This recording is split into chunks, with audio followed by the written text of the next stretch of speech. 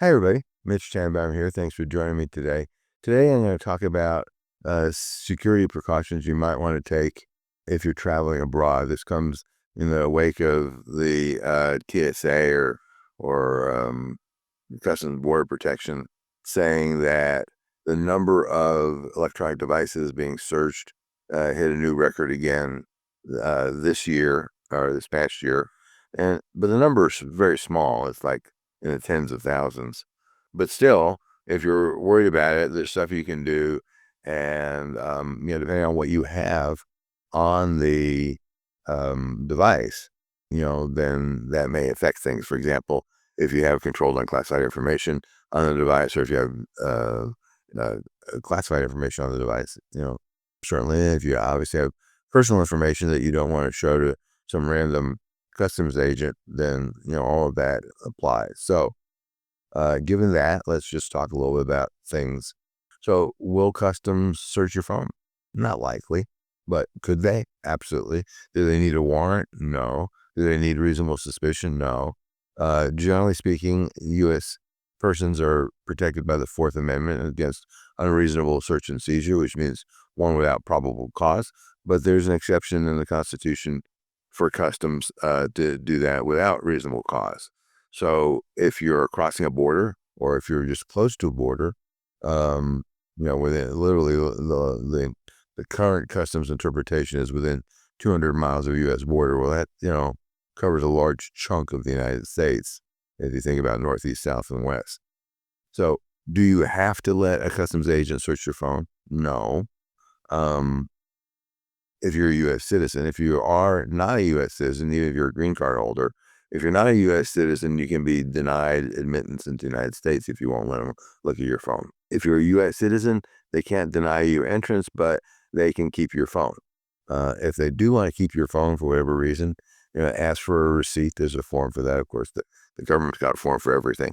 It's a 6051D. Oh, that's even got a number. But, you just got to assess the risk and make decisions. What can you do? Well, first of all, before crossing borders, you might want to log out of your cloud accounts. And if your phone is saving passwords, remove that, because in theory, they're not supposed to look at cloud accounts, but about theories are good in theory.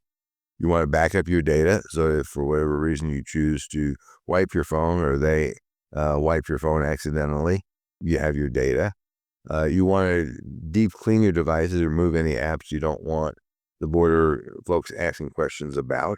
If you're using a secure messaging app like Signal, again, you can log out of the app, remove yourself out of group chats, turn on disappearing texts. A lot of things you can do. If you use biometric lock for your phone, uh, most courts, although there's been a little bit of dissent here, most courts agree that you can't be forced to tell them what your password is, but they can stick your face in front of the phone to do a facial unlock, or stick your finger on the phone to do a fingerprint unlock. So you might want to disable that. And the simplest way to do that on most phones is just to power it off before you go through customs, because when you power back on, those don't work generally. There are some modes that in both Android and iOS that allow you to kind of hide stuff that might be of interest to you, might not be of interest.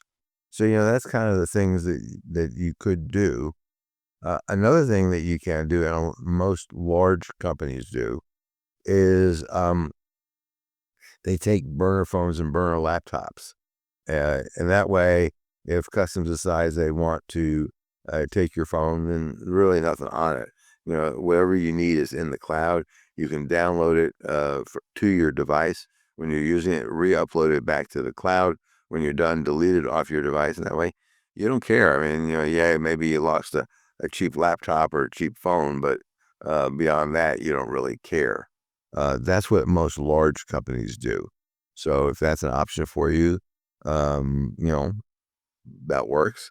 And if you have questions or need help, reach out to us, of course.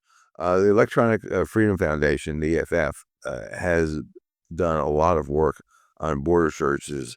If you go to the EFF.org website and search for either border searches, actually, Let me just quickly try to share this. I don't know that I can, but I'm going to try. Yeah, it seems to work. So here's one. This is digital privacy at the U.S. border. And here's another one on border searches. So if, that's something that, you want more information on, you can go check that out. If you have questions, please reach out to us. Otherwise, until next time, stay safe and thanks for listening.